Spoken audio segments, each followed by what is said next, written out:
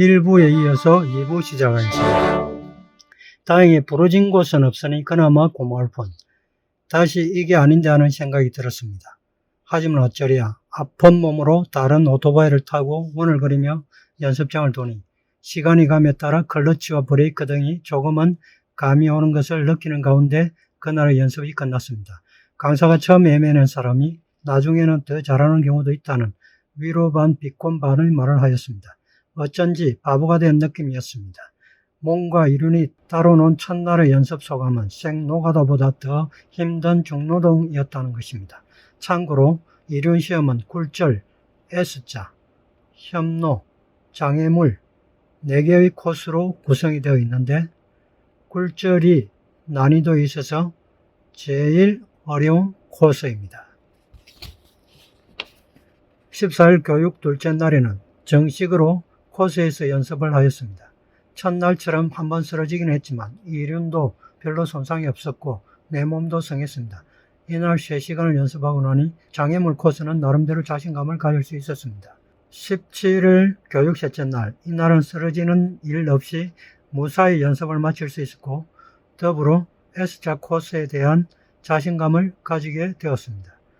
이 코스는 그리 큰 기술을 요하지 않는 장애물 통과와 비슷한 요령으로 통과하면 오케이입니다. 22일 교육 넷째 날, 협로에 대한 자신감을 가질 수 있었는데 이 코스의 통과 요령은 S자 코스를 통과한 후 자세를 바로잡고 적당한 속도로 코스에 진입한 후 속도를 약간 높여 통과하는 것이 주안점이었습니다.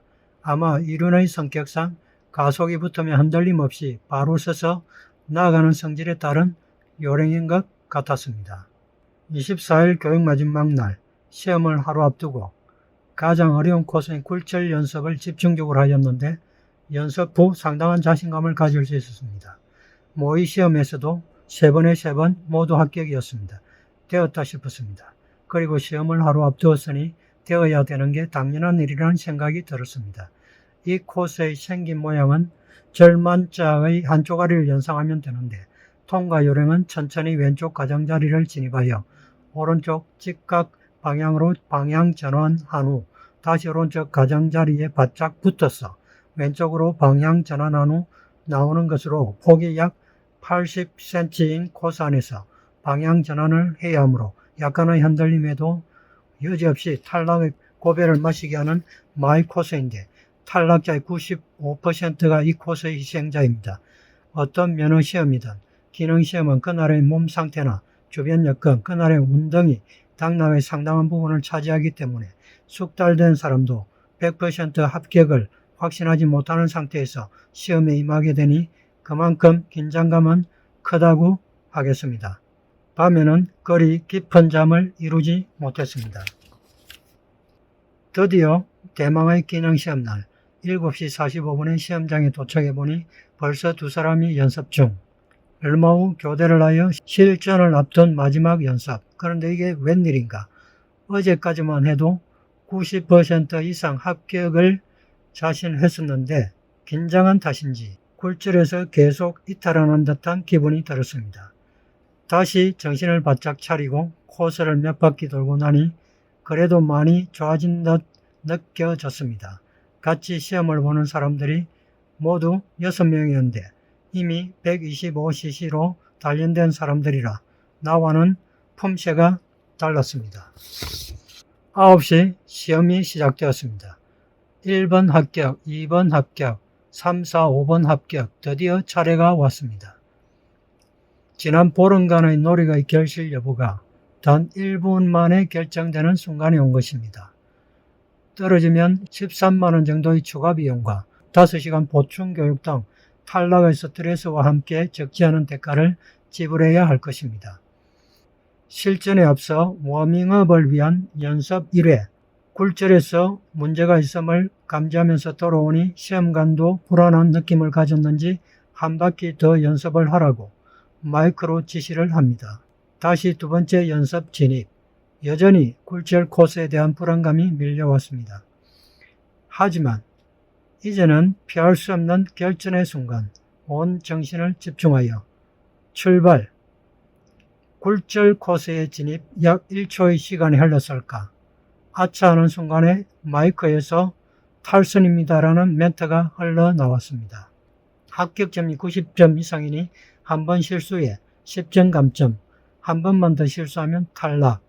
순간 다시 한번 정신을 차리자는 생각으로 핸들을 다잡으나 흔들림과 함께 탈선을 했다는 느낌을 받았으나 시험장 마이크는 더 이상의 멘트는 흘러나오지 않았습니다. 피말리는 긴장감 속에서 코스 통과 때마다 감지를 알리는 삐삐 소리만 천둥처럼 들리고 이었고 S코스. 말 그대로 폭이 좁은 10m가량의 길을 탈선 없이 빠져나와야 하는 코스. 탈락자가 꽤 나온다는 코스입니다. 이었고 별 이상 없이 협로를 통과하니 삐하는 감지음이 들리고 다시 시작되는 코스는 협로. 흔들림 없이 쭉 나아가면 되는 코스입니다. 무사히 지나고 나니 별 어려움 없는 장애물 코스가 시야에 들어옵니다. 나름대로 폼을 잡으며 오른쪽 왼쪽으로 몸을 기울이고 통과하니 삐 하는 마지막 감지음이 들린 후 1초나 지났을까. 합격입니다는 기분 좋은 멘트가 나왔습니다. 사무실로 들어가니 시험관을 비롯한 모든 사람들이 축하합니다며 악수를 청하는 등 자기 일처럼 기뻐해 줍니다. 8월의 한 2주간의 작지만 뜨거운 도전이었습니다. 그러고 보니 바로 오늘 아침의 일, 모처럼의 도전에 흥이 난 지금의 기분을 함께할 겸 올립니다. 살아서 다시 운전면허 시험장을 찾을 일이 있을까? 하긴 아직 일종 대형면허 특수면허는 갖지 못했으니 사람 사는 세상 모를 일입니다. 여러분들 중 혹시 이륜을 애호하고 있는 분이 계시다면 무면허자보다 더 위험한 폭탄 초보에게 꼭 필요한 기술을 전수해 줄 뜻은 없으신지 많은지도 바랍니다. 언젠가는 바이크 최로 불리는 날이 오길 기대해 봅니다. 감사합니다.